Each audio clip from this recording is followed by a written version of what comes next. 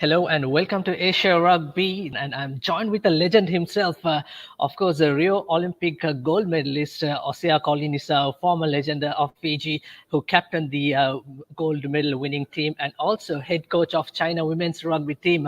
Kolinisau, very good to have you on the show. First, tell us how pleased are you to become the coach of China women's team? Yeah, I'm thankful and the faith shown by the director Chen and China Rugby Football Union to give me a chance to coach the Chinese women's team, and I'm excited to see where we can go with the talent we have in China. You must be absolutely disappointed with the performance in the World Rugby Challenge Series. You all went so close, but finishing third place on that tournament. Your thoughts? Yeah, we're disappointed because we set a goal on trying to qualify for the series, and we know it's important to compete with tough opponents in the series. And we set a goal, and we fell out against Poland in the semifinals. And the way we lost, we just made too many mistakes against Poland, and we didn't have a lot of possession in that second half. We started really well, and we were ahead, and I think just mistakes cost us a lot in that game. And if we made a lot less mistakes, we wouldn't have lost. But I'm glad of the girls the way they played. We bounced back against Kenya.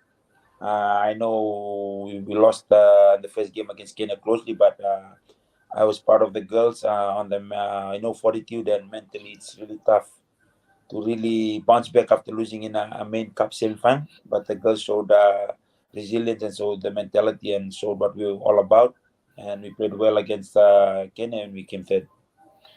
Absolutely, indeed. Initially, on the first game, China lost to Kenya just by 2 points. It was 17 points to 15, but they beat same Kenyan team 31 points to 5. That shows the effort put down by your ladies. And also, talking about that quarterfinals against Poland, 15 points to 22. Like you mentioned, you were so strong in the first half, leading, but unfortunate second half.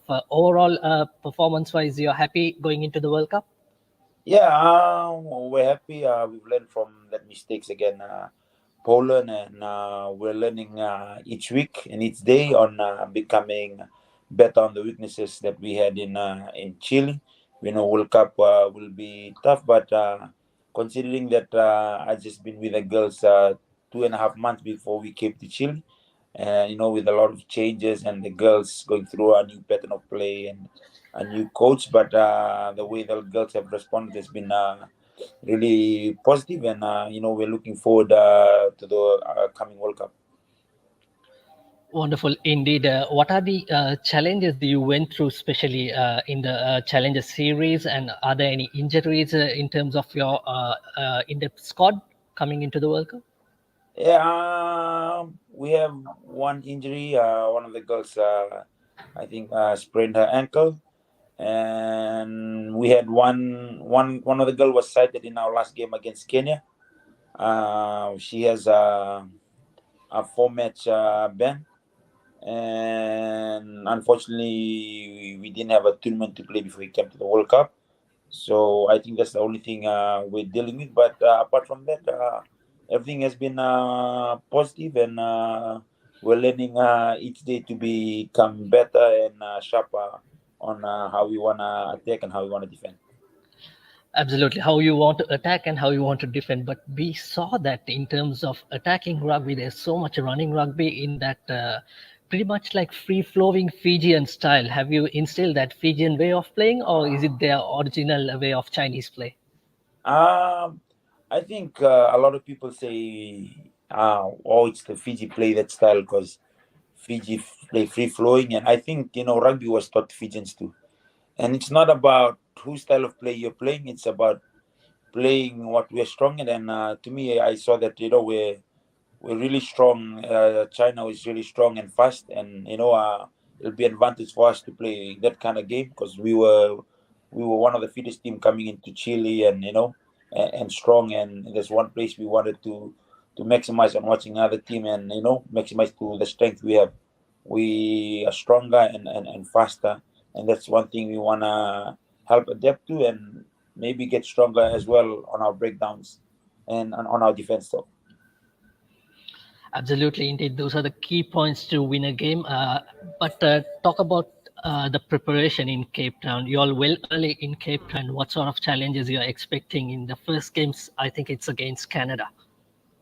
yeah, we went early, just came early to Cape Town just to acclimatize to the weather and so the girl get used to it early because there's a lot of trip and jet lag. It's far away.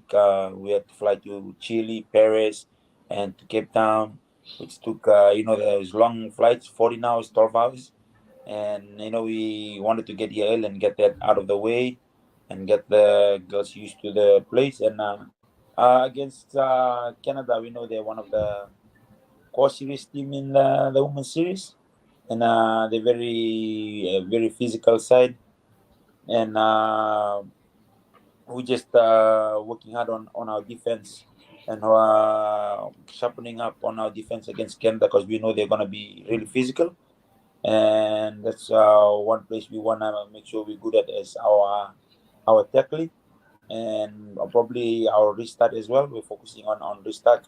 Canada would be their restart, and we're focusing on that and focusing on getting things right on our 2 points conversions. And I think the challenge that is that this World Cup is not like normal World Cup where you have 3, 4 pools.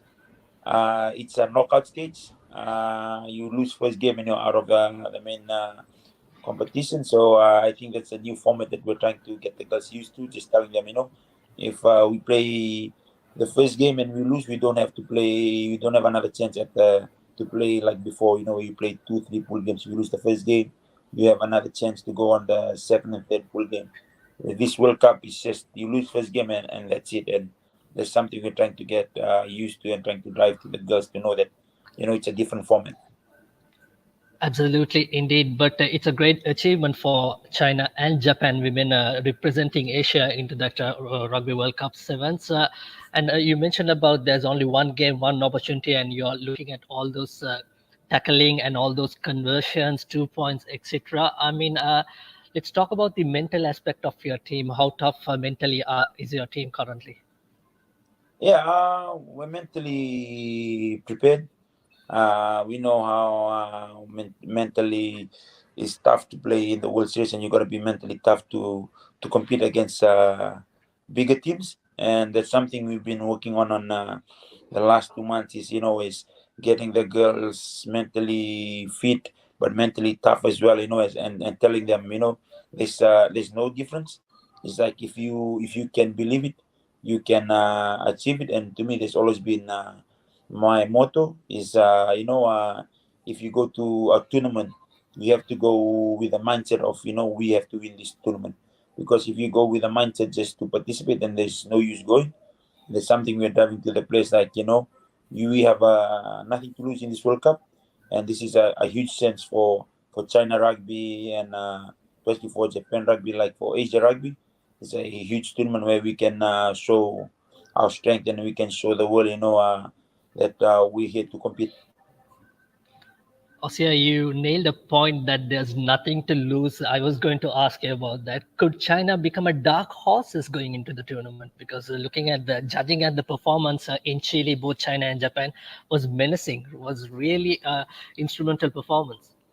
Yeah, we heading to the World Cup with that mindset of we're here to compete, and we have a chance of making it to the final. And I told the guys, listen, there's nothing stopping you from believing that you can win the World Cup, and it's about just working hard. And it's always good to be the underdogs where teams underestimate you. And like I said before, like we got nothing to lose. I'm telling the girls, we got nothing to lose here.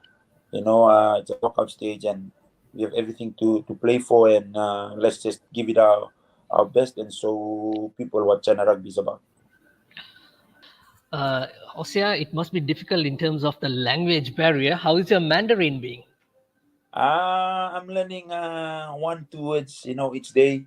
Slowly getting to learn. It's a challenge, but something I'm really looking forward to learn a new language.